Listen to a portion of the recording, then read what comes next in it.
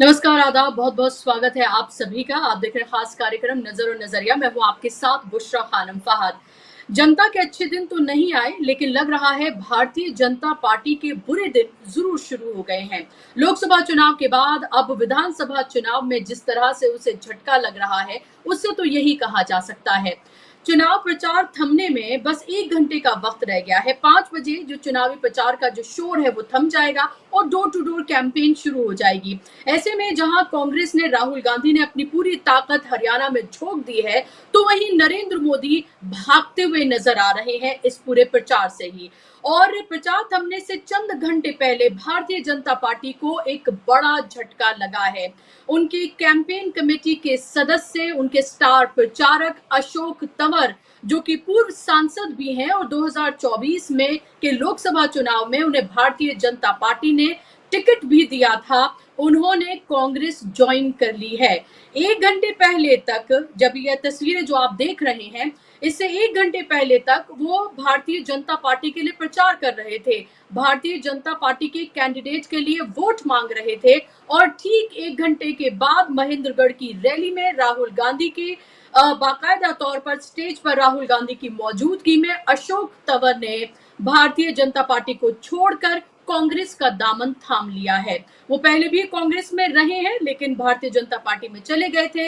लेकिन वो कहते हैं ना कि पॉलिटिशियंस को सबसे पहले पता चलता है कि आखिर किसकी सरकार बनने जा रही है। वो सबसे बड़ी भविष्यवक्ता होते हैं। और ऐसे में आप ये देखिए कि जो शख्स प्रचार कमेटी का सदस्य रहा हो, कैंपेन कमेटी का, और जो स्टार प्रचारकों की सूची में हो, वो आप देखिए कैसे चुनाव प्रचार के थमने से चंद घंटे पहले ही भारतीय जनता पार्टी को बाय बाय करके कांग्रेस का दामन थाम लेता है। भारतीय जनता पार्टी के लिए ये बड़ा झटका है। और अब भारतीय जनता पार्टी कह रही है कि ये तो भाई डाल डाल पात पात के खिलाड़ी हैं अशोक तंवर के लिए। हालांकि इन्हीं अशोक तंवर को अब से चंद महीने पहले लोकसभा के चुनाव में टिकट दिया था भारतीय जनता पार्टी ने, और अब जबकि उन्होंने कांग्रेस का दामन थाम लिया है, तो अब आप ये देखिए कि उनके लिए तमाम तरह की बातें कही जा रही हैं। बाकायदा तौर पर कांग्रेस ने इसको लेकर ट्वीट भी किया है। ये वीडियो जो आप देख रहे हैं, इसी को ट्वीट किया है और ये कहा है कि किस तरह से संविधान को बचाने की और मजलूमों की लड़ाई भारतीय कांग्रेस जो है वो लड़ रही है, और इसी क्रम में उसका हाथ मजबूत हुआ है और अशोक तंवर ने कांग्रेस पार्टी का दामन थाम लिया है। वहीं दूसरी तरफ अगर हम देखें तो जहां राहुल गांधी लगातार रैलियों पे रैलियां कर रहे हैं, 4 दिन पूरे हम ये देखें तो कि उन्होंने यात्रा की, उन्होंने रोड शो किए, उन्होंने रैलियां की और आखिरी वक्त तक उन्होंने मैदान नहीं छोड़ा बल्कि डटे रहे। और ऐसे वक्त में जब उनको ये पता है, ये भरोसा है कि हरियाणा में कांग्रेस की सरकार बनने जा रही है, उसके बावजूद आप ये देखिए कि पूरी ताकत राहुल गांधी ने और पूरे कांग्रेस आला कमान ने, राज्य इकाई ने, राष्ट्रीय इकाई ने, सबने झोंक रखी है। तो वहीं नरेंद्र मोदी, अमित शाह लग रहा है कि नतीजे आने से पहले ही, वोटिंग से पहले ही मैदान छोड़कर भाग गए हैं, क्योंकि तस्वीर बिल्कुल इसी तरह की ही नजर आ रही है। 4 रैलियां अब तक नरेंद्र मोदी ने की हैं। 4 रैलियों में, हर रैली में उन्होंने 22 से 23 प्रत्याशियों के लिए उन्होंने प्रचार किया, और उन रैलियों में जो भीड़ चंद हजार में ही सिमट कर रह गई। और पूरा का पूरा कैंपेन जिस तरह से नरेंद्र मोदी का, भारतीय जनता पार्टी का, कांग्रेस के को कोसने में ही गुजर गया, और नेगेटिव कैंपेन रहा, जिसमें ना तो कोई तेज था, ना ही लोग जो वहां पर जुटे, थोड़े बहुत ही सही, चंद हजार भी सही, ना ही उनमें कोई उत्साह नजर आ रहा था। बिल्कुल ऐसा लग रहा था कि अब नरेंद्र मोदी की जो सियासत है, जो उनकी बातें हैं, उस सब से लोग उब चुके हैं और अब बदलाव चाहते हैं। तमाम तरह के हथकंडे अपनाने के बावजूद 240 में सिमट गए और बैसाखियों की सरकार है। और अब जम्मू कश्मीर और हरियाणा में भी लग ये रहा है कि खबर बहुत बुरी उनके लिए आने जा रही है। अब लोग सवाल ये हैं कि सवाल ये नहीं है कि किसकी बनने जा रही है सरकार, सवाल अब लोग ये कर रहे हैं कि भारतीय जनता पार्टी क्या 2.5 का आंकड़ा भी पूरा कर पाएगी, क्या उसको भी क्रॉस कर पाएगी हरियाणा में। अब इसको लेकर बात हो रही है, क्योंकि वो वोटर जो बीजेपी का कोर वोटर भी माना जाता था, वो सब भी अब हरियाणा में कांग्रेस की तरफ पूरे तरीके से झुके हुए हैं, क्योंकि इन 10 सालों में जिस तरह से हर वर्ग को परेशान किया गया है, बेरोजगारी अपने पूरे चरम पर है, हरियाणा नंबर 1 है। किसानों को, महिलाओं को, युवाओं को, पहलवानों को, खिलाड़ियों को, कौन सा ऐसा वर्ग है जिसको परेशान नहीं किया गया है? और जो कांग्रेस वादे कर रही है, फिलहाल जनता को उन वादों पर यकीन हो रहा है। राहुल गांधी की सभाओं में जुटती भीड़ ये बता रही है, हर बात पर बजती ताली ये बता रही है कि लोगों को उनकी बात पर यकीन हो रहा है और साफ तौर पर लोग कहते हैं कि एक पढ़ा लिखा शख्स है, इसने जिस तरह से दो यात्राएं की, ऐसा हमने पहले कभी नहीं देखा। और चुनाव प्रचार का जो तरीका हरियाणा में भी राहुल गांधी ने अपनाया, वो भी लोगों का कहना है कि इससे पहले हमने नहीं देखा। लेकिन आप ही देखिए भारतीय जनता पार्टी को, भारतीय जनता पार्टी जिसको ये लगता है कि अभी भी राहुल गांधी का माखौल उड़ाकर, उनका मजाक बनाकर, उनको ये दिखाकर कि देखिए उनमें अकल की कमी है, उनको कुछ पता नहीं है, अभी भी उनको लगता है कि शायद चुनाव वो पलट सकते हैं, चुनाव में उन्हें कोई कामयाबी मिल सकती है। गोहाना में राहुल गांधी थे, उस रैली को मैंने भी कवर किया था और वहां पर उन्होंने बताया कि जलेबी जो कि वहां की स्पेशलिटी है, खासियत है, दूर दराज इलाके से लोग आकर गोहाना की वहां आकर जलेबी खाते हैं। उस जलेबी के बारे में उन्होंने कहा कि देखिए ये पहचान है, यहाँ पर खून, यहाँ पर पसीना लगा हुआ है, मेहनत लगी हुई है हरियाणा के लोगों की। अगर इस कारोबार को हम बढ़ाते हैं तो हो सकता है कि फैक्ट्री में ये जलेबी बने और फिर दूसरे देशों में भी जाए, क्योंकि जब दूसरे देश में लोग जाते हैं तो वहां हिंदुस्तान से मिठाइयां वहां पर जाती हैं बड़े पैमाने पर, और जब बड़े पैमाने पर कोई कारोबार होता है तो उसके लिए फैक्ट्री लगाई जाती है। अब बीजेपी आईटी सेल के मुखिया हैं अमित मालवीय, जो अक्सर किस तरह की खबरें फैलाते हैं, किस तरह का झूठ परोसते हैं, वो आप सबके सामने है। राहुल गांधी की इस बात को उनका माहौल उड़ाया और कहा कि देखिए कह रहे हैं कि जलेबियां फैक्ट्री में बनती हैं। अब इसको लेकर कांग्रेस ने क्या जवाब दिया है वो मैं आपको जरूर सुनवाना चाहूंगी। सुनिए आप सुप्रिया शिनित ने क्या कहा है। प्रोडक्शन का पी नहीं पता है बीजेपी वालों को और मूढ़ भक्तों को। बड़ी हंसी आ रही है, बड़े सवाल पूछे जा रहे हैं मिठाई फैक्ट्री में कैसे बनेगी। अरे मूर्खों, लार्ज स्केल प्रोडक्शन फैक्ट्री में ही होता है ना, हलवाई की दुकान पर नहीं। बड़ी जिज्ञासा है, बड़ी उत्सुकता है, तो यही सवाल जाकर जो नमकीन और मिठाई के बड़े बड़े कारोबारी हैं जैसे हल्दीराम और बीकानेर वाला, उनसे पूछो ना। लेकिन गलती आपकी भी नहीं है। आपकी जो छोटी सी अकल और छोटी सी सोच है वो ये सोच ही नहीं सकती है कि एक हलवाई एक फैक्ट्री भी लगाकर बड़ा कारोबारी बन सकता है। अपनी जो छोटी सी अकल है जो घुटने में है और छोटी सी सोच है, उसको बार बार साबित करना जरूरी है क्या?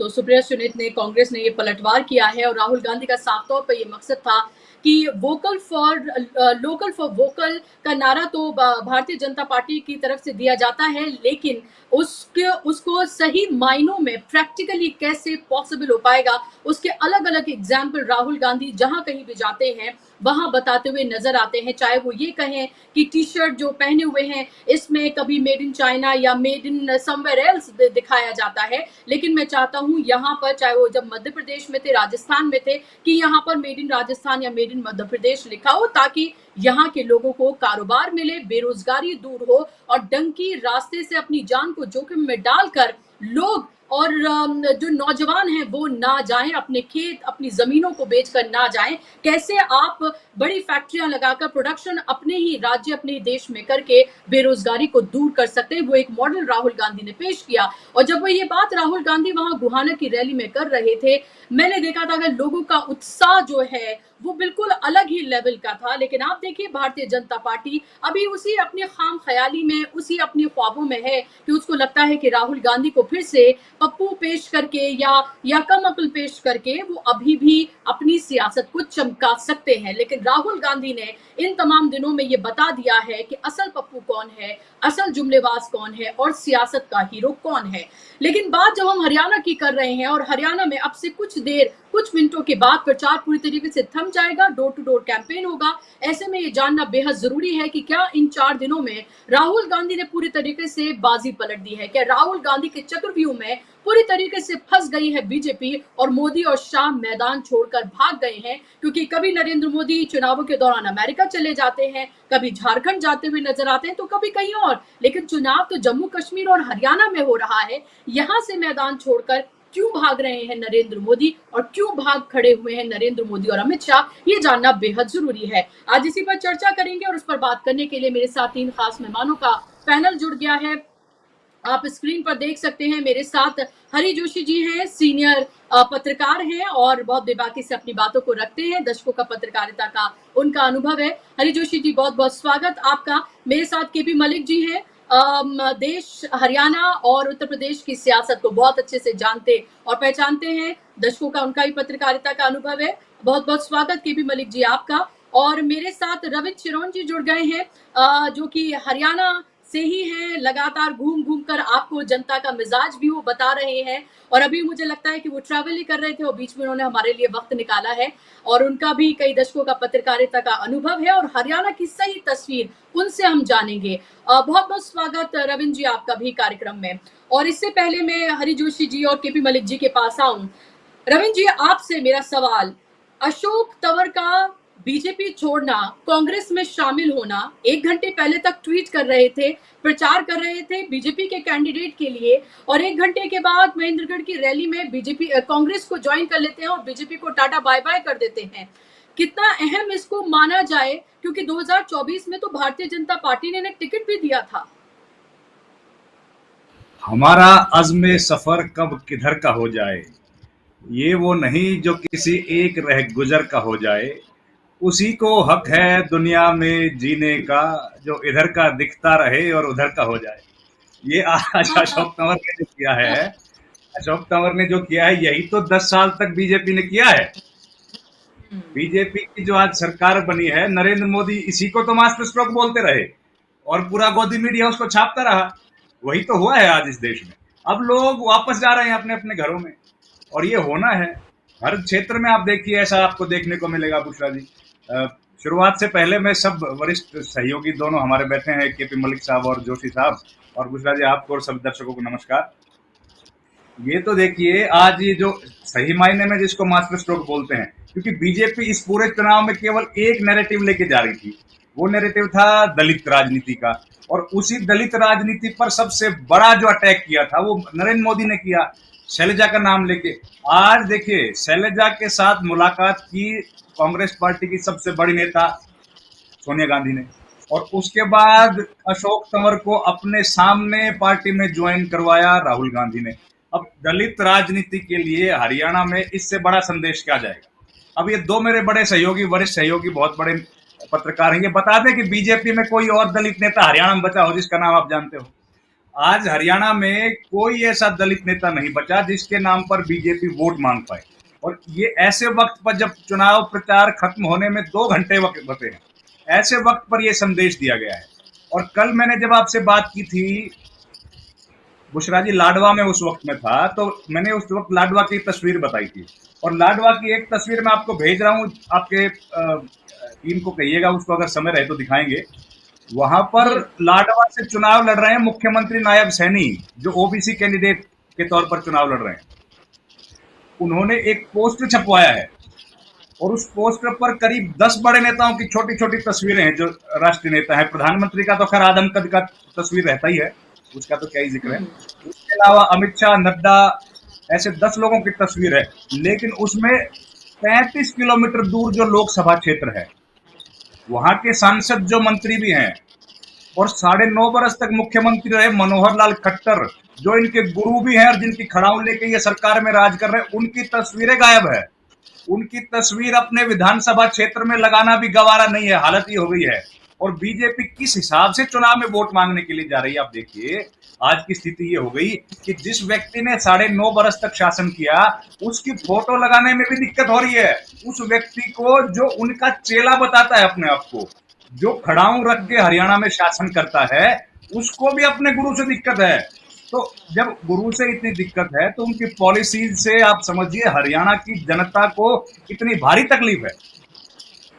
उन्होंने 9.5 साल जिस तरीके से हरियाणा में लोग जो परेशानी रही, तकलीफ रही लोगों को, उसका समाधान तो करने की कोशिश नहीं की। वो तो अपना बोरिया बिस्तर लेके दिल्ली चले गए और लोग यहाँ पर तड़पते रहे, परेशान रहे। अब जो है ये चुनाव का जब समय आया तो नायब सैनी को अपने गुरु से ज्यादा अपनी सीट जरूरी है, और अपनी सीट बचाने के लिए गुरुजी को भी नमस्ते कर दिया उन्होंने, उनकी फोटो वहां से हटा दी। तो माहौल चुनाव का पूरा राहुल गांधी ने बदल दिया है। और कल सोनिया जो प्रियंका गांधी आई थी, उन्होंने जिस तरीके से जुलाना में जो एक बहुत भावनात्मक भाषण दिया, जिसकी चर्चा भी हमने कल की थी, और आज जिस तरीके से माहौल बनाया है, और ये हेडलाइन बन गई, ये हेडलाइन बन गई है जो बीजेपी को सोने नहीं देगी। ये इतनी बड़ी हेडलाइन है, अशोक तंवर की घर वापसी हुड्डा की हाजिरी में, हुड्डा की हाजिरी में आखिरी दिन अहिरवाल में। देखिए आप मास्टर स्ट्रोक, अहिरवाल जो बीजेपी का सबसे मजबूत किला है, उस इलाके में इतनी बड़ी तस्वीर आ गई है, और राहुल गांधी ने उनको वेलकम किया। केसी वेणुगोपाल स्टेज पर मौजूद है, पार्टी का सबसे शीर्ष नेतृत्व, वो इनको वेलकम कर रहा है। तो इससे बड़ा दलित नेता, दलित चेहरा और दलित राजनीति का इससे बड़ी खिदमतगारी कौन पार्टी करेगी। आज जो इस पार्टी ने की है कि एक दलित नेता को पार्टी में शामिल कराने के लिए टॉप ब्रास, पार्टी की इससे बड़ा लीडर तो कोई नहीं है। मल्लिकार्जुन खड़गे साहब दलित हैं, वो आज है नहीं, वो कल आए थे हरियाणा में। तो पूरी की पूरी टॉप ब्रास ने उनको वेलकम किया है, और ये संदेश बड़ा साफ है कि हरियाणा में जिस तरीके से बीजेपी राजनीति करने की कोशिश कर रही थी, जाट या गैर जाट की जातियों में समाज को बांट रही थी, और जो 21% हरियाणा का दलित वर्ग है, जिसने खुल के बीजेपी के मुखालफत में कांग्रेस को वोट दिया 2024 के लोकसभा चुनाव में, उसको जिस तरीके से बांटने की कोशिश कर रही थी, उसको एक झटके में, एक स्ट्रोक से राहुल गांधी ने चित कर दिया है। और इस विधानसभा चुनाव का इससे बड़ा उलटफेर कोई नहीं होगा। और अब हमको ये भी देखना है कि 17 की जो 17 विधानसभा सीटें हरियाणा में हैं, जो शेड्यूल कास्ट के लिए रिजर्व हैं।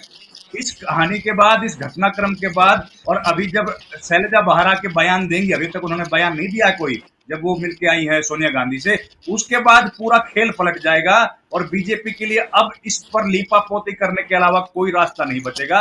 ये राहुल गांधी का इस चुनाव का सबसे बड़ा मास्टर स्ट्रोक जी, तो इस चुनाव का सबसे बड़ा मास्टर स्ट्रोक है ये राहुल गांधी का, ये कांग्रेस का, कि अशोक तंवर जो कि बड़ा दलित चेहरा है, और अब उनके कांग्रेस में जाने के बाद भारतीय जनता पार्टी के पास अब कोई इस तरह का कोई चेहरा ही नहीं है। और अब आप, जबकि वो भारतीय जनता पार्टी छोड़कर कांग्रेस में चले गए, तो अनिल विज कह रहे हैं कि भाई वो तो डाल डाल पर घूमने वाले हैं, वो तो प्रवासी पक्षी हैं। वो अब ये कह रहे हैं, जब तक उनके यहाँ थे, आपने 2024 लोकसभा के इलेक्शन में जिनको चंद महीने जिसको हुए हैं, उसमें आपने उनको टिकट दिया, और अब जबकि वो वहां चले गए हैं, जो अब तक आपकी पार्टी में होता रहा, तो अब आप उनको प्रवासी पक्षी कह रहे हैं कि भाई वो तो डाल डाल घूमने वाले हैं, आज यहाँ कल वहां पर हैं। लेकिन आप ये देखिए कि कितना बड़ा ये एक तरह से कह सकते हैं कि मास्टर स्ट्रोक है, क्योंकि इसको इस तरह से भी समझा जाए कि अगर जब हम हरियाणा की सियासत की बात करते हैं, तो दो प्लेयर बहुत महत्वपूर्ण हो जाते हैं, एक है जाट और दूसरा है दलित, क्योंकि ये दोनों को अगर हम मिला दें तो ये 40% से ज्यादा हो जाते हैं। तो ऐसे में जाहिर सी बात है कि बहुत महत्वपूर्ण ये हो जाता है। हरि जोशी जी, आप इसको किस तरह से देखते हैं? और दूसरा मेरा सवाल आप, जी अगर आप इजाजत दे जोशी जी के पास जाने से पहले, एक आखिरी लाइन। जी। हरियाणा में कांग्रेस बीजेपी ऐसी पार्टी है, हरियाणा में सीट तो 90 है, एक पार्टी अधिकतम 90 उम्मीदवार उतार सकती है, और बीजेपी ने 150 उम्मीदवार उतार रखे हैं। कोई निर्दलीय है, कोई आईएनएलडी से है, और 10 आदमी जीतने की पोजीशन में नहीं है।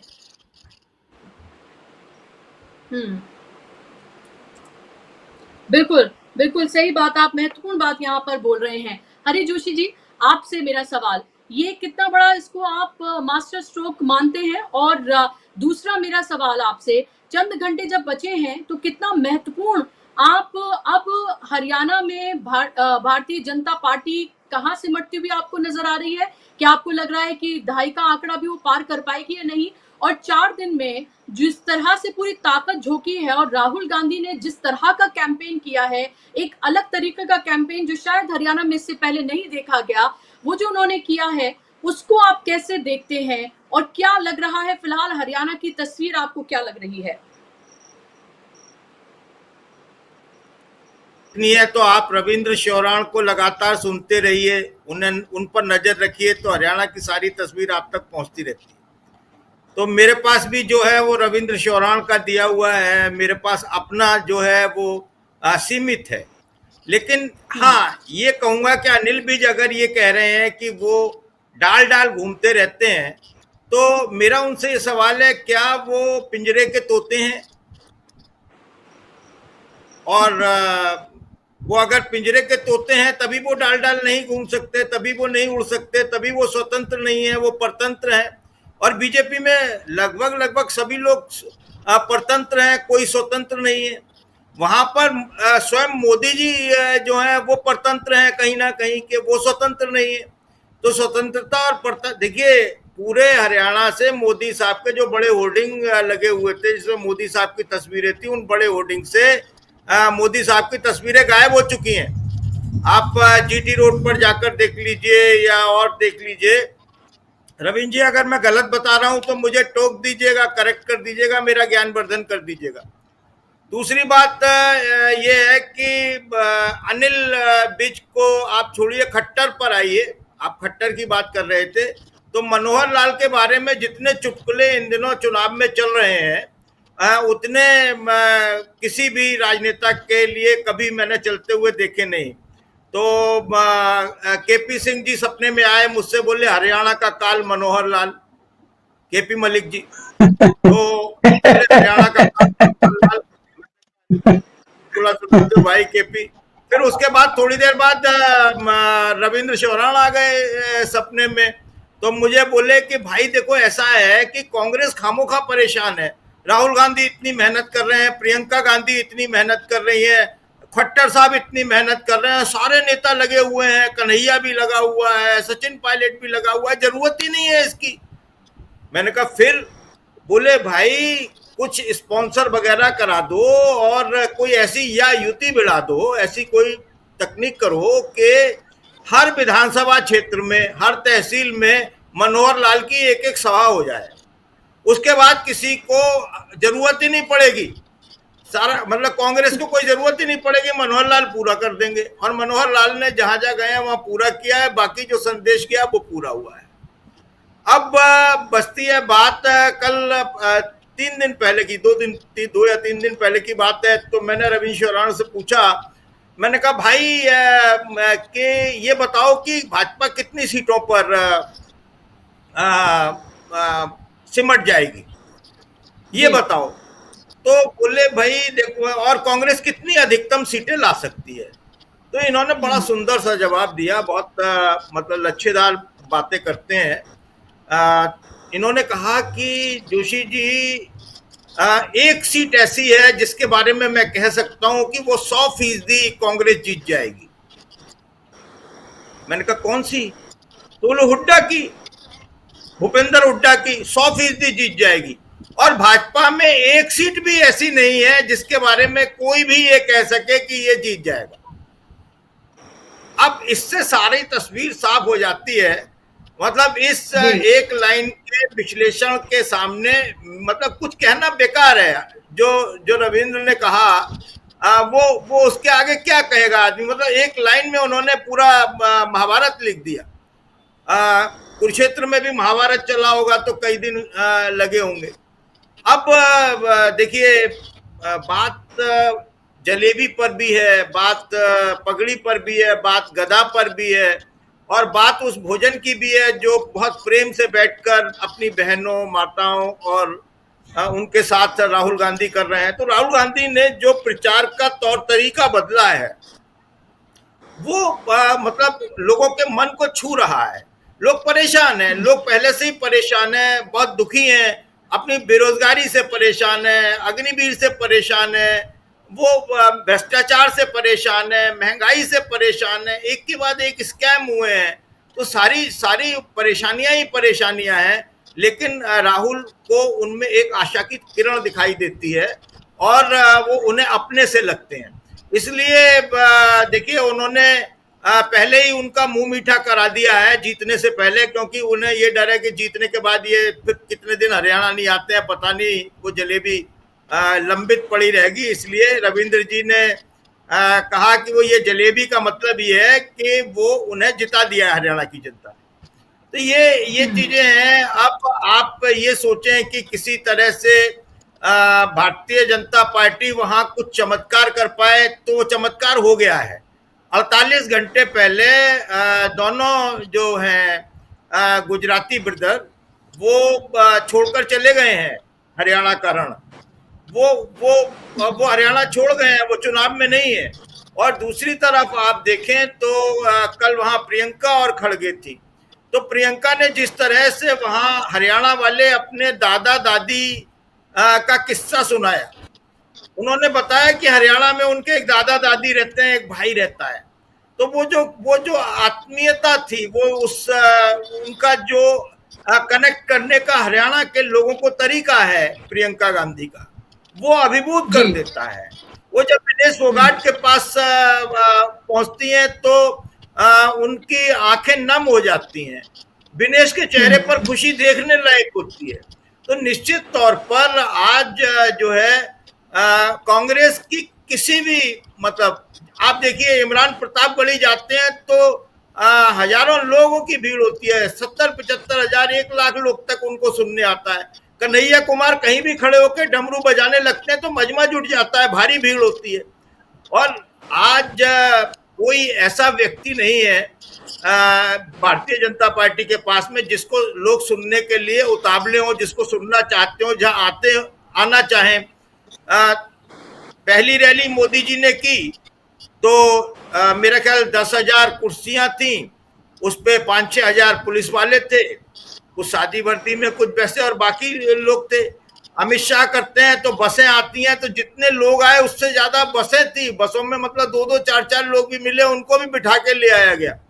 तो इस तरीके से जो लोग हैं वो पेड़ लोग भी आने को तैयार नहीं है आज। तो आप ये मान लीजिए कि जो आंधी तो पहले से ही चल रही थी, ये तय माना जा रहा था, लोकपोल का सर्वे हो या कोई भी हो, कि हरियाणा में कांग्रेस बढ़त लेती हुई आ रही है और सरकार बना रही है। लेकिन अब कांग्रेस ने, खासतौर से राहुल गांधी और प्रियंका गांधी ने, और उनके साथ में निश्चित तौर पर हुड्डा, दीपेंद्र हुड्डा, खड़गे साहब और बाकी के जितने भी लोग हैं, इन्होंने सबने मिलकर उस आंधी को तूफान में बदल दिया है, उसे सुनामी में बदल दिया, वो एक चक्रवात में बदल गई है। अब उस चक्रवात में कौन कौन सा वृक्ष चपेट में आएगा, कौन गिरेगा, कौन नहीं गिरेगा, ये एक देखने वाली बात होगी। अब नायब सिंह सैनी बचते हैं या जाते हैं, ये तो देखिए लाडवा में घूम रहे हैं, रविंदर जी बताएंगे कि वो बचते हैं जाते हैं। लेकिन हाँ, फंसे सब हुए हैं, परेशान सब हैं, जीत की उम्मीद बहुत मामूली है हर किसी को। जी बिल्कुल। तो एक भी सीट ये कंफर्म नहीं की जा सकती है अब तक कि ये कह दें कि भाई ये सीट है जो भारतीय जनता पार्टी जीतने जा रही है। और मैं ये खुद इसकी गवाह हूं कि जब मैं अलग अलग इलाकों में, जब मैं लोगों से मैंने बात की, तो लोगों ने ये सवाल मुझसे पूछा कि आप हमें बता दीजिए कि आप बीजेपी की कौन सी ऐसी सीट है जिस पर, आपको पत्रकार है घूम रही है, आप बता दीजिए कौन सी ऐसी सीट है जिस पर भारतीय जनता पार्टी जीतने जा रही है। तो ये सवाल जनता पूछ रही है, हालत ये हो गई है। और ये कहीं गांव दूर दराज इलाके में नहीं, क्योंकि अक्सर ये माना जाता है कि शहरी वोट भारतीय जनता पार्टी का है, ग्रामीण में उसकी इतनी पकड़ नहीं है। लेकिन ये पूरी, मैं जीटी रोड बेल्ट जो है उसकी मैं बात कर रही हूँ, मैं शहरी इलाकों की बात कर रही हूँ। और शहरी इलाकों में भारतीय जनता पार्टी के लिए गुस्सा मैंने ऐसा कभी नहीं देखा जिस तरह का मैंने हरियाणा में देखा है। अब कम से कम 20-25 दिन मैं अलग अलग इलाकों में गई हूँ, ये मैं कह सकती हूँ। रविंद्र जी, मैं आपके पास लौट रही हूँ। उससे पहले जो आपने तस्वीर भेजी है वो मैं तस्वीर दिखा रही हूँ। देखिए आप, जो तस्वीर है बेहद महत्वपूर्ण है, जिसका जिक्र रविंद्र जी अभी यहाँ पर कर रहे थे। ये आप भी देखिए कि आपको नरेंद्र मोदी बड़े सी तस्वीर में नजर आ जाएंगे, आपको नायब सिंह सैनी आपको नजर आ जाएंगे, लेकिन कहीं भी पूरे इस पोस्टर में आपको खट्टर नजर नहीं आएंगे। 9.5 साल वो मुख्यमंत्री रहे हैं और एक तरह से ये कहा जा रहा था कि भाई उनकी खड़ाऊ रख के नायब सिंह सैनी जो है वो मुख्यमंत्री अपना पदभार जो है वो संभाले हुए हैं। और देखिए उनको, उनकी तस्वीर पूरी तरीके से गायब है। खट्टर यही नहीं बल्कि भारतीय जनता पार्टी की जो रैलियां हैं, जहां पर नरेंद्र मोदी जब रैली कर रहे थे, वहां ना सिर्फ स्टेज बल्कि पोस्टर से वहां से भी गायब थे। और एक रैली में सिर्फ नजर आए जब नाराजगी देखने के लिए मिली कि भाई वो पंजाबी वोटर जो है वो नाराज हो रहा है, तो बुला लिया गया फॉर्मेलिटी के लिए। और छोटे छोटे बैंक्वेट हॉल और इन सब में रैलियां और सभाएं करते हुए नजर आ रहे हैं जो शख्स 9.5 साल मुख्यमंत्री रहा हो। लेकिन केपी मलिक जी, आपसे मेरा महत्वपूर्ण सवाल, हरियाणा की बात मैंने हरि जोशी जी से और रविंद्र जी से की और रविंद्र जी से फिर मैं पूछूंगी, लेकिन आपसे मेरा सवाल ये है कि दिल्ली में क्या कुछ बदलेगा जब 8 तारीख को रिजल्ट आएगा? हिंदुस्तान में जो सियासी महाभारत चल रही है वो हरियाणा के बिना अधूरी है, क्योंकि कुरुक्षेत्र तो हरियाणा में ही है। भले ही लड़ाई हस्तिनापुर की हो, लेकिन कुरुक्षेत्र तो हरियाणा में ही है, असली युद्ध तो वहीं चल रहा है। और उस युद्ध को देख रहे जो संजय हैं, आजकल अलग अलग तरह के संजय हैं। उसमें संजय जोशी का जिक्र भी है, उसमें कई संजय नामक पत्रकारों का भी जिक्र है, और असली संजय जैसे रविंद्र सोरान है, हम जैसे लोग हैं जो सच्चाई बता रहे हैं। तो क्या संजय ईमानदारी से अपनी भूमिका निभा रहे हैं? एक तो ये चर्चा है। दूसरा ये है कि हरियाणा के मामले को अगर आप बड़े कैनवास पे देखें तो हरियाणा में कोई बहुत अनोखी बात नहीं हो रही, ये पूरे देश में हो रही है, जिसका मैं विश्लेषण यहां करूंगा। हरियाणा में अगर आप बात करें, हरियाणा में ये परसेप्शन बनाया गया लगभग 20 दिन पहले, क्योंकि ये लगातार चल रहा है पिछले 6 महीनों से 7 महीनों से कि कांग्रेस इस बार हरियाणा में स्वीप कर रही है। और कई लोगों का कहना यह था कि 60 से 70, 65 इस तरह की सीटें कांग्रेस की आएंगी। तो भारतीय जनता पार्टी ने वहां पे तमाम शाम धाम दंड भेद किए और भारतीय जनता पार्टी इस नतीजे पे पहुंची कि वहां पे जो एक महत्वपूर्ण गठजोड़ है जाट और दलित का, उसको कैसे तोड़ा जाए। क्योंकि आपको ये याद रखना चाहिए कि हरियाणा में जो 2 इलेक्शन पिछले हुए हैं, खासकर 14 के इलेक्शन में भारतीय जनता पार्टी 35-1 करने में सफल रही थी, यानी कि जाट को तमाम जातियों से अलग कर दिया था और कांग्रेस बुरी तरह हारी थी। खैर वो काफी सुधार हुआ था 19 तक, लेकिन सरकार नहीं बना पाई। और खट्टर की अगर आप बात करें, खट्टर तो निपट गए थे 19 में ही, अभी तो वो 4.5 साल किसी तरह खींच के आए हैं।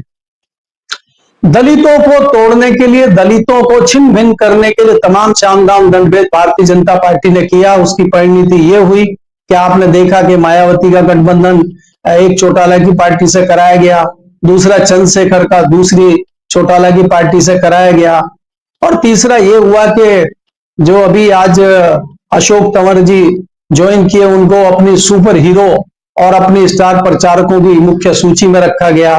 तो ये सब जताता था कि दलितों को कैसे साधा जाए कि वो भारतीय जनता पार्टी को बढ़ा सके।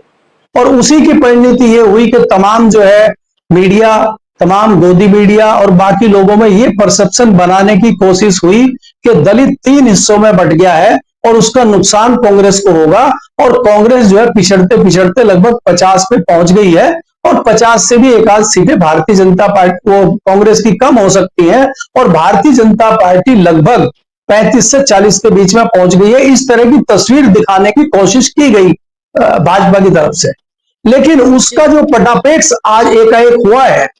और आज जो ये अशोक तंवर इस मौके पे जब प्रचार खत्म हो चुका है लगभग, और आज उन्होंने ज्वाइन किया है, तो इसको माना जा रहा है कि ये राहुल गांधी का एक बड़ा मास्टर स्ट्रोक है, जिससे एक ही झटके में खाली मोदी शाह ही नहीं, पूरे हरियाणा को राहुल गांधी ने निपटा दिया है। और दूसरा जो आपने बात पुष्रा जी किया था कि राजनीतिक लोगों को पहले ही पता लग जाता है किसकी सरकार है, वो कोई नई बात नहीं है।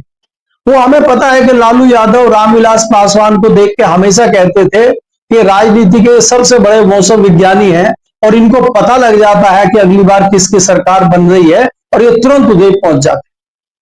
कुछ दिन पहले अभी गडकरी जी ने भी कहा था रामदास अठावले को लेकर, इनको भी पता लग जाता है। तो कुछ ऐसे राजनीतिक लोग होते हैं, और जब बाकी लोग समझ सकते हैं, तो एमपी रह चुके हैं, पहले बहुत दिन तक कांग्रेस में काम कर चुके हैं अशोक तंवर, तो उनको भी पता है कि सरकार कांग्रेस की हरियाणा में आ रही है। ये हो गया हरियाणा। अब हम दिल्ली की तरफ चलते हैं। जो ये महासंग्राम चल रहा है भारतीय राजनीति में, और आप अगर लगातार देखें, राष्ट्रीय स्वयंसेवक संघ, भारतीय जनता पार्टी और तमाम लोग ये समझ चुके हैं कि अब मोदी के कंधे इतने मजबूत नहीं रहे जितने पिछले 10 सालों में थे। मोदी का चेहरा इतना चमकदार नहीं रहा कि वो एनडीए को साथ लेके चल सके। भारतीय जनता पार्टी के अंदर ही मोदी का घोर विरोध है। ऐसे में अमित शाह ने निर्णय ले लिया है कि मैं अगर इस टाइटैनिक पर रहूंगा तो मेरा भी डूबना तय है। अब उन्होंने अपने बचने के रास्ते ढूंढने शुरू कर दिए हैं और उसी पे मैंने आज ट्वीट किया है कि अमित शाह अपनी जान बचाने के लिए तमाम जो जतन है उनमें लगे हुए हैं। भारतीय जनता पार्टी के राष्ट्रीय अध्यक्ष की प्रबल संभावना है कि संजय जोशी अध्यक्ष बनेंगे और संजय जोशी अगर अध्यक्ष बनते हैं तो तमाम चीजें आपको बदली हुई दिखाई देंगी और उससे अछूते ना मोदी रहेंगे ना अमित शाह रहेंगे। लेकिन अगर हम कहें कि संजय जोशी और मोदी में 36 का आंकड़ा है, संजय जोशी और मोदी में राजनीतिक दुश्मनी है, लेकिन अमित शाह में और संजय जोशी में तो कोई ऐसी दुश्मनी है नहीं, उनकी तो कोई मतभेद है नहीं। भाई वो मोदी जी के खेमे में है, इसलिए उनका विरोध है। अगर अशोक तंवर भारतीय जनता पार्टी को छोड़कर कांग्रेस में जा सकते हैं तो अमित शाह भी तो पाला बदल कर संजय जोशी के साथ आ रहे हैं। वो पार्टी थोड़ी छोड़ रहे हैं, वो अपनी विचारधारा थोड़ी बदल रहे हैं, वो तो एक नेता के साथ छोड़ के दूसरे के साथ जा रहे हैं। तो ये तो कोई बहुत बड़ा अपराध नहीं है और ऐसी भी चीज नहीं है कि ये हो नहीं सकती। तो इस तरह की संभावनाएं दिल्ली में चल रही हैं और ये होने के बाद में मैं एक व्याख्या छोटी सी और करूंगा कि जो एक त्रिशूल मोदी जी के हाथ में है, सत्ता का त्रिशूल जिसको हम कहते हैं, जिसको मजबूती से मोदी जी लेकर चल रहे हैं, वो सत्ता का त्रिशूल ये है कि त्रिशूल का जो पहला शूल है वो है भारत की सरकार, जिस पर पूर्ण रूप से मोदी जी का कब्जा है, चाहे वो तमाम मंत्रालय हो, चाहे वो तमाम एजेंसियां हो। जो सूल नंबर 2 है वो है भारतीय जनता पार्टी। भारतीय जनता पार्टी पे पूर्ण जो है कब्जा है मोदी जी का। तो भारतीय जनता पार्टी में किसको टिकट देना है, किसको कहां का प्रदेश अध्यक्ष बनाना है, ये सब उनसे होता है। तीसरा जो सूल है वो है राज्यों का। जिन जिन राज्यों में भारतीय जनता पार्टी की सरकारें हैं वहां पे अपने रबर स्टैम्प मुख्यमंत्री मोदी जी ने बिठा रखे हैं। तो ये जो त्रिशूल मोदी जी के पास है सत्ता का, आरएसएस ने मन बना लिया है कि इसको मोदी जी से वापस लिया जाए और ये अलग अलग लोगों को त्रिशूल दिया जाए और उसकी शुरुआत भारतीय जनता पार्टी के राष्ट्रीय अध्यक्ष से शुरू हो रही है। और उसके लिए सबसे मुफीद, सबसे काबिल व्यक्ति संजय जोशी हैं, क्योंकि वो संघ को भी समझते हैं, भाजपा को भी समझते हैं और मोदी जी उन्हीं से डरते हैं। बाकी को मोदी जी ठोक पीट कर ठीक भी कर सकते हैं, संजय जोशी पर उनका कोई जादू चल नहीं रहा पिछले 10 साल से, इसलिए संजय जोशी का नाम प्रमुखता से चल रहा है। जो भी नाम आता है वो मोदी के प्रभाव में आ जाता है। तो संघ नहीं चाहता कि किसी ऐसे हल्के आदमी को बनाया जाए कि कल को वो मोदी के प्रभाव में आ जाए। तो ये परिणति पूरे देश में चल रही है और ये एक हिसाब से अगर हरियाणा का नक्शा आप बड़ा कर देंगे तो वो हरियाणा की तस्वीर आपको दिल्ली में दिखाई देगी। जी बुशरा जी। जी बिल्कुल, महत्वपूर्ण बातें आपने कही देश की राजनीति और हरियाणा से जुड़ी हुई कि हरियाणा में अगर भारतीय जनता पार्टी हारती है, जिसकी पूरी संभावनाएं साफ तौर पर दिख रही है, इसमें कुछ ढका छुपा नहीं है, इसीलिए आखिरी कुछ घंटों में देखिए कैसे मैदान छोड़कर भाग गए हैं नरेंद्र मोदी और अमित शाह। और ये वो नरेंद्र मोदी हैं जिन्हें इलेक्शन के अलावा कुछ और आता नहीं, यानी कि प्रचार, सिर्फ प्रचार और सिर्फ प्रचार करते हुए नजर आते हैं। पूरे 10 सालों में हमने देखा है कि प्रधानमंत्री से ज्यादा वो प्रचार मंत्री के रूप में ज्यादा नजर आते हैं। मोदी मोदी के नारे लगते रहे, उनकी वाहवाही होती रहे, उन्हें इवेंट करने के लिए मिलता रहे जिसमें उनकी तमाम नाकामियां छुप जाएं और बस मोदी मोदी के जयकारे उनको सुनने के लिए मिलते रहे। लेकिन ऐसा अब नहीं हो रहा है और यही वजह है कि मोदी मैजिक पूरी तरीके से ध्वस्त होता हुआ नजर आ रहा है।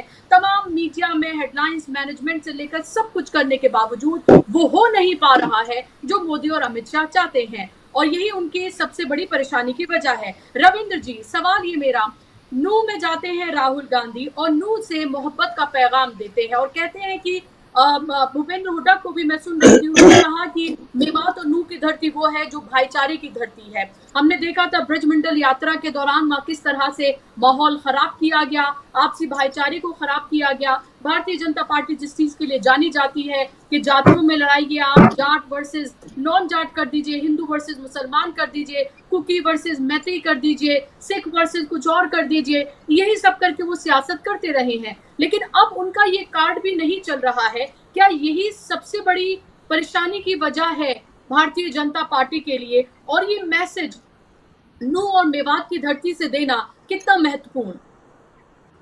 देखिए, बिल्कुल बुशरा जी, आपने बहुत अहम बात बोली है। और बीजेपी के पास जो सबसे बड़ा हथियार हरियाणा में तो कम से कम वही था और यूपी में जो हिंदू मुसलमान था, हरियाणा में जातियों के बीच में भेद पैदा करना था। इसके अलावा तो बीजेपी ने, आप देखिए ना, एक भी प्रधानमंत्री से लेके गृह मंत्री और तमाम स्टार प्रचारक आए, उनमें से किसी का भी आप भाषण उठा के देख लीजिए, उन्होंने अपनी अचीवमेंट्स के बारे में तो बात नहीं करी। 10 बरस का शासन तो लंबा वक्त होता है। जिस व्यक्ति की उम्र 10 साल होगी, आज वो वयस्क होकर 20 साल में नौकरी करने लग जाते हैं लोग। एक पूरा दशक दे दिया, अपने जीवन का इतना बड़ा हिस्सा लोगों ने, हरियाणा के जनता ने कांग्रेस बीजेपी को दे दिया है, और उस पर आपके पास एक अचीवमेंट नहीं है गिनवाने के लिए। आज भी जाति की राजनीति, आज भी जातिगत भेदभाव को खड़ा करने की कोशिश। और नूह की धरती तो मैं कहता हूँ देश में वो संदेश देने वाली जमीन है, जहां से आपके यूपी में तो गंगा जमनी तहजीब बोला जाता है, हमारे यहाँ तो इसको भाईचारा बोला जाता है। ये भाईचारे के, हरि जोशी जी बैठे हैं, केपी भाई मेरे बैठे हैं, ये मेरी बात की तस्दीक करेंगे। 1947 में जब तकसीम हिंद हुआ, ये जमीन तो उस वक्त भी शांति का पैगाम दे रही थी, यहाँ तो तब भी हिंसा नहीं भड़की थी। और जबकि यहाँ पर तो मुसलमानों की संख्या ज्यादा है, इस इलाके में तब भी बहुत शांति बनी रही थी। और इसी इलाके में आके महात्मा गांधी से लेके कितने लोगों ने अपील की थी और उसका देशव्यापी असर हुआ था। आज वहीं से जाके ये संदेश राहुल गांधी ने 3 अक्टूबर को दिया है, और ये संदेश का व्यापक असर है। आप देखिए रैली में क्या भीड़ है, उन रैलियों में जो भीड़ है। और उसी इलाके में जब इमरान प्रताप गढ़ी की रैली हुई थी, इमरान प्रताप गढ़ी तो उतने बड़े कद के नेता नहीं है, लेकिन बावजूद उनका जो मोहब्बत का पैगाम सुनने के लिए लोगों ने क्या हुजूम उमड़ा था वहां पर। तो अब देखिए लोग परेशान हो गए, थक गए। इकोनॉमिक जो इंस्टेबिलिटी है इंसान के जहन में, उसके घर में घुस रही है, लोगों को रोजगार नहीं मिल रहा है। शुरुआत में हो सकता है लोगों को इन सब चीजों में कुछ ठीक लगा हो, उनको ये बातें ज्यादा अट्रैक्ट कर रही हों, लेकिन अब समय बदल गया बुशरा जी, और लोग इस बात से बहुत तकलीफ में है, परेशानी में है कि सबसे ज्यादा इंपॉर्टेंट इंसान के लिए रोजी रोटी है, और उसके बाद ये सब बातें आती हैं। और इन बातों का तो कोई जिक्र भी नहीं है। हरियाणा की जमीन, हरियाणा तो हुक्के की जमीन है, यहाँ पर तो हुक्के पे बैठ के लोग अपनी सब बातें करते हैं। अब हुक्के का मतलब कोई नशाखोरी थोड़ी होता है। हुक्का तो भाई, हुक्का जो है वो तो एक निशानी है कि सारे भाईचारा एक साथ बैठ के। हरियाणा में देखिए हरि जोशी जी बैठे, हरियाणा में किसी व्यक्ति के साथ कुछ गड़बड़ हो जाए तो उसका हुक्का पानी बंद होता है, उसका रोटी पानी बंद नहीं होता, हुक्का पानी बंद, मतलब समाज में उस व्यक्ति का बहिष्कार। हालांकि वो आजकल नहीं होता, वो सरकार की तरफ से उस पर अन्य अलग अलग तरह के कानून हैं, लेकिन उसको हुक्का पानी बंद करने की बात कही जाती रही है कि भाई इस व्यक्ति का हुक्का पानी बंद। रोटी पानी तो कोई बंद नहीं करता उसके साथ, रोटी तो खाते रहेंगे सब लोग। लेकिन जब समाज में आप बैठ ही नहीं पाओगे तो आप बताइए, आप समाज के हिस्सा ही नहीं बन पाओगे, तो इससे बड़ी सजा एक व्यक्ति के लिए क्या है। और 1 धेला जुर्माना लगता था उसके ऊपर। 1 धेला तो कुछ होता नहीं, लेकिन वो सांकेतिक है कि भाई समाज में आपने कुछ ऐसा काम किया जिसको समाज स्वीकृति नहीं देता, इसलिए आप समाज का हिस्सा नहीं रह सकते। आप इन बाकी जो 100 लोग हैं उनके साथ आपका बैठना उठना ठीक नहीं है, क्योंकि आप समाज में गलत संदेश दे सकते हो।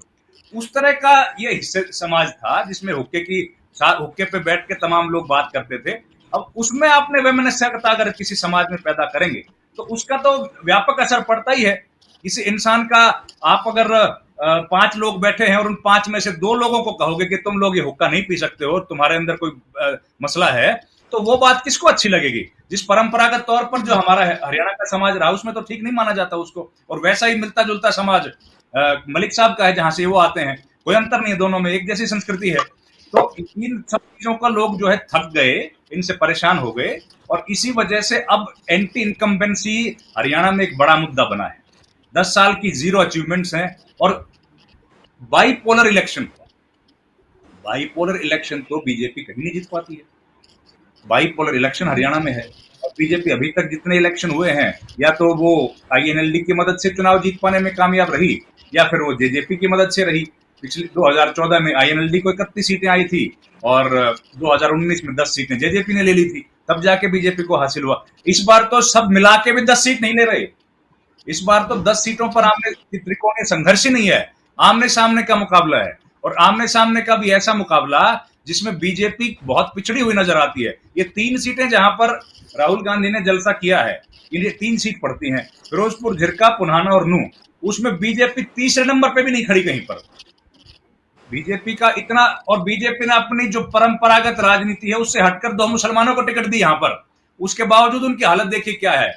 और यहां से शुरू करके और ये महेंद्रगढ़ तक की जो सीटें, जो सबसे मजबूत जनाधार माना जाता है बीजेपी को, जैसे जिस इलाके में राहुल गांधी आज रैलियां कर रहे हैं, उसी इलाके में बीजेपी हार रही है।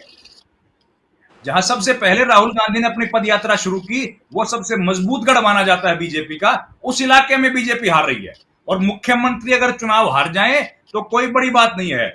इस बार बीजेपी के 4 सबसे बड़े नेता हैं और चारों फंसे। लाडवा से चुनाव लड़ रहे हैं, भरोसा नहीं जीतेंगे कि हारेंगे। भव्य बिश्नोई जो चौधरी भजनलाल के पोते हैं, वो चुनाव लड़ रहे हैं, उनका भरोसा नहीं है।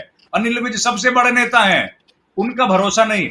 और राव इंद्रजीत सिंह जो हमेशा से पिछले 15-20 साल से मुख्यमंत्री बनना चाह रहे हैं और बीजेपी उनको हर बार गच्चा दे देती है, उनकी बेटी फंसी हुई है चुनाव में अटेली के। इन 4 बड़े नेताओं का भरोसा नहीं है कि इनमें से कोई चुनाव जीत पाएगा कि नहीं जीत पाएगा। और पता लगे हम 8 तारीख को हम लोग यही विश्लेषण कर रहे हैं कि ये बड़े 4 नेता चुनाव कैसे हारे। तो आज बीजेपी की स्थिति ये हो गई है। और ये जो आज घटनाक्रम हुआ है, उसके बाद तो बीजेपी के लिए और दिक्कतें पैदा होंगी। जिस तरह का वेव आ गया, अब तो हेडलाइन यही बनेगी कल तक, तो इसके अलावा तो कुछ बनेगा नहीं। तो इस बार स्थिति बीजेपी के लिए माकूल नहीं है। बीजेपी ने जो बोझाया था वो काट रहे हैं। अब लोग समझ गए तो वापस अपनी जड़ों को देख रहे हैं। बीजेपी का जनाधार तो हरियाणा में कोई रहा नहीं, कोई कैडर उनका रहा नहीं पहले भी, लेकिन जो हवा का वोट था वो बीजेपी को मिल गया। 2014 में मोदी की सरकार बनी, नई नई हवा थी, लोगों ने वोट डाल दिया। 2019 में तो 75 सीटें जीतने वाले थे, तो 40 सीटें जिता दी लोगों ने। और पुलवामा का माहौल था तो चुनाव जीत गए। इस बार कोई माहौल नहीं है, लोगों को समझ आ गई है और कांग्रेस पार्टी ने सारे मुद्दे ठीक उठाए। जनता परेशान है, 10 साल के इंडियन इनकम्बेंसी है और जो 9.5 साल मुख्यमंत्री रहे उनको तो छिपाना पड़ रहा है। तो ऐसी स्थिति में बताइए कैसे बीजेपी के पक्ष में माहौल बनेगा। जी बुशरा जी। बिल्कुल, जी बिल्कुल। और वक्त की कमी है और एक-एक लाइन में तीनों से एक-एक मेरा सवाल। रविंद्र जी, क्योंकि आपने खत्म किया, आपसे शुरू। इस वक्त आप भारतीय जनता पार्टी को कितनी सीटें और कांग्रेस को कितनी सीटें आप देना चाहेंगे? देखिए, कांग्रेस पार्टी 55 के आसपास सीटें आराम से जीतने की स्थिति में है, उससे ऊपर कितनी भी जीत सकती है। और बीजेपी की स्थिति 15 से 20 सीट की आसपास दिख रही है। लेकिन मुझे ये नहीं पता वो 15-20 सीटें हैं कहाँ। लेकिन क्योंकि कोई आदमी कॉन्फिडेंस से ये नहीं कह सकता कि आप भाई 5 सीटें जीतेंगे। लेकिन हालात जो बीजेपी के हैं, वो कहीं से ऐसा कंफर्टेबल पोजीशन बीजेपी की नहीं दिख रही कि इस इलाके में तो बीजेपी 20,000 से जीतने ही वाली है। एक भी ऐसी विधानसभा सीट नहीं है। हर जगह बीजेपी का टाइट मैनेजमेंट को मुकाबला है। कितना महत्वपूर्ण मानते हैं? बूथ मैनेजमेंट को बूथ कितना महत्वपूर्ण मानते हैं? क्योंकि बीजेपी मैनेजमेंट लगातार इस पर बहुत फोकस करती है, अमित शाह बहुत फोकस करते हैं इस पर। बिल्कुल फोकस करते हैं और फोकस किया भी था 2024 के लोकसभा चुनाव में। लेकिन बिना मैनेजमेंट के इस पार्टी का तो, कांग्रेस पार्टी का तो हरियाणा में आज जिला अध्यक्ष भी नहीं है। देखिए, आप बूथ छोड़िए, जिला अध्यक्ष तक नहीं है। 12 साल हो गए हरियाणा में कांग्रेस पार्टी के पास केवल प्रदेश अध्यक्ष हैं और उसके अलावा पूरी बॉडी खाली पड़ी है। उसके बावजूद भी 5 सीटें जीत गए। और बीजेपी तो मंडल अध्यक्ष और पंचायत अध्यक्ष और सब कुछ है, तो भी मैनेजमेंट क्या काम है? जब जनता वोट ही नहीं डालेगी तो क्या मैनेजमेंट करेंगे? बिल्कुल। तो हालात वो है। और ये जी बिल्कुल। और ये लोगों ने वहां पर मुझसे कहा भी कि ये कांग्रेस नहीं बल्कि जनता खिलाफ खड़ी हो गई है भारतीय जनता पार्टी के, और ये जनता लड़ रही है ये चुनाव। और ये हमने लोकसभा इलेक्शन में भी देखा। और जाहिर सी बात है, फिर ऐसे में कांग्रेस पार्टी जो मुद्दे उठा रही है वो उनके दिल के करीब भी है और उनको उस पर यकीन भी हो रहा है। हरि जोशी जी, आपका लास्ट कमेंट, कितनी सीटें आप देना चाहेंगे बीजेपी को और कितनी सीटें देना चाहेंगे कांग्रेस को? क्या आपको लग रहा है कि इंडिपेंडेंट्स कुछ खेल बिगाड़ सकते हैं कहीं पर?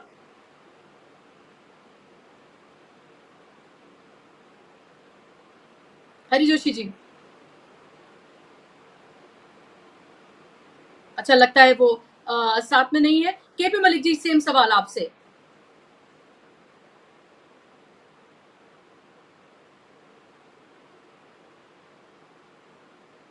केपी मलिक जी, आपको मेरी आवाज आ रही है?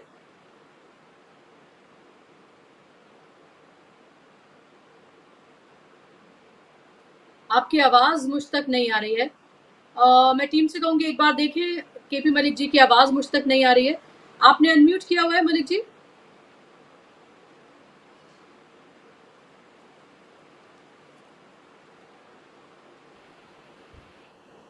जी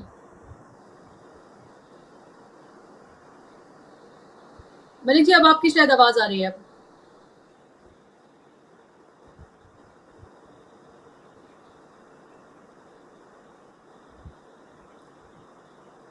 लगता है अभी भी उनकी आवाज नहीं पहुंच पा रही है, कुछ तकनीकी शायद खराबी के कारण।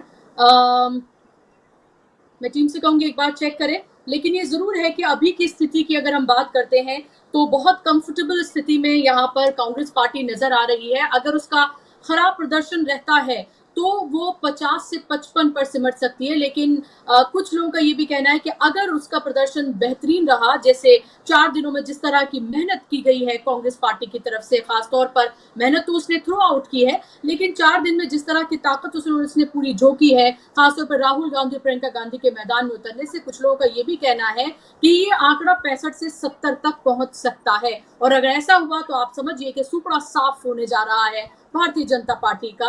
और 5 तारीख को पता चलेगा कि कितनी भारी संख्या में लोग निकलते हैं वोट करने के लिए, और 8 तारीख को क्या रिजल्ट सामने आता है, ये बेहद महत्वपूर्ण रहने वाला है। बहुत बहुत शुक्रिया आप तीनों मेहमानों का। माफी केपी मलिक जी, शायद तकनीकी कारणों के कारण आपकी आवाज जो है मुझ तक नहीं पहुंच पाई। और हरि जोशी जी आपका भी बहुत बहुत धन्यवाद, और रविंद्र जी आपका भी बहुत धन्यवाद कार्यक्रम का हिस्सा बने रहने के लिए। और शुक्रिया आप तमाम लोगों का भी कार्यक्रम का हिस्सा बनने के लिए। आज के इस कार्यक्रम में बस इतना ही, लेकिन तमाम जो हमारी ग्राउंड रिपोर्ट्स हैं, स्पेशल रिपोर्ट्स हैं, उनको आप जरूर ज्यादा से ज्यादा लोगों तक आप शेयर करिए। और शाम को 7 बजे रोज की तरह जुड़िए राजीव जी के साथ न्यूज पॉइंट में। मुझे दीजिए इजाजत, नमस्कार।